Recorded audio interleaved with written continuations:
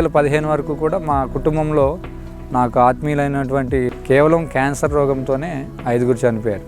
నేను డాక్టర్ గారిని అడిగాను, ఎందుకు సార్ ఇలాగ ఇప్పుడే ఎక్కువ వస్తూ ఉంది క్యాన్సరు, అది కూడా పెద్దవాళ్ళకి, పాతకాలం వాళ్ళకి వస్తూ ఉంది, వాళ్ళందరూ ఆరోగ్యపు అలవాట్లు మంచిగా ఉన్నా కూడా ఎందుకు క్యాన్సర్ వస్తుందని అడిగితే ఆయన ఒకటే చెప్పారు, ఇప్పుడు రైతులందరూ కూడా అధిక దిగుబడి కోసం విపరీతమైన రసాయనాలు మోతాదుకు మించి వాడటం ఒకటి, అలానే పురుగు మందులు కూడా మోతాదుకు మించి వాడటం వలన ఈ ఆహారం విషతుల్యం అయిపోతుందండి. దానికోసం ఎవరు పనిచేయట్లేదు.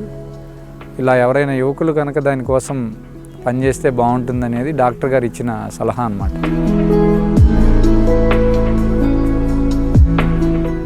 దేశీ విత్తనం గురించి కూడా నేను తెలుసుకున్నాను. అంటే ప్రకృతి వ్యవసాయంతో పాటు ఈ జన్యు మార్పిడి జరగని విత్తనాన్ని కూడా మనం పండిస్తే మన భవిష్యత్తులో పిల్లలకి ఆరోగ్యం, మనకి ఆరోగ్యం.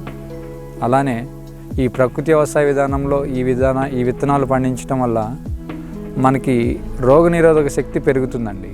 2016 నుంచి కూడా ఒక 25 సెంట్లో 3 రకాల దేశీ వరి విత్తనాలు వేసాము.